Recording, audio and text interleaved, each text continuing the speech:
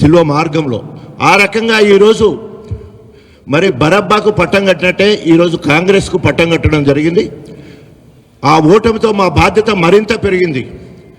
మా శ్రమలు ఇంకా ఎక్కువ కావాలని మేము తెలుసుకున్నాం. తప్పకుండా అనేక హామీలు ఇచ్చి, ప్రత్యేకంగా రైతులకు సంబంధించిన హామీలే కాదు, ఈరోజు రిటైర్మెంట్ అయిన ఉద్యోగులకు 20 నెలల్లో 20,000 కోట్లు అప్పుపడ్డారు. వాళ్ళు రిటైర్మెంట్ అయిన పైసలు వాళ్ళకి రావట్లే. ఫీజు రీఎంబర్స్మెంట్ రాక మొన్న మరి అనేక కాలేజీ యాజమాన్యం వస్తే వాళ్ళని ఎట్లా బెదిరించినో మనం చూసినాం. అదేవిధంగా అనేక రంగాలలో ఎక్కడ ఆఖరికి చివరికి రెసిడెన్షియల్ పాఠశాలలో అన్నం పెట్టడానికి CDFకు సంబంధించిన ప్రభుత్వం దగ్గర ఉన్న CDF నిధుల నుంచి వెళ్ళి 60 కోట్ల రూపాయలు పిల్లలకు అన్నం పెట్టడానికి అల్లకెళ్ళి తీసుకున్న పరిస్థితి సిగ్గుచేటు. 23 నెలలు అయిపోస్తూ ఉన్నది.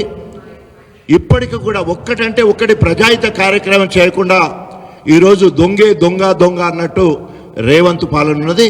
తప్పకుండా 600 మేము ప్రజల పక్షాన ఉంటాం, మరింత బాధ్యతాయుతంగా పనిచేస్తాం. ప్రత్యేకంగా రైతును రాజును చేయాలని కేసీఆర్ చేసిన అనేక సంక్షేమ అభివృద్ధి కార్యక్రమాలు ఇలా తుంగలో తొక్కే పరిస్థితి ఉన్నది. తప్పకుండా రేపు హరీష్ రావు గారు మరి ఎనుమాముల మార్కెట్ కూడా రావడం జరుగుతుంది, రైతులను పరామర్శించడానికి, పత్తి రైతులను. సో తప్పకుండా ఇక్కడి నుంచి మొదలుపెట్టి రాబోయే రోజుల రైతుల పక్షాన, ప్రజల పక్షాన, వృద్ధుల పక్షాన, విద్యార్థుల పక్షాన ఏ సమస్య వచ్చినా ముందు వరుసలో ఉండి పోరాటం చేస్తామని చెప్పేసి హెచ్చరిస్తా ఉన్నాం.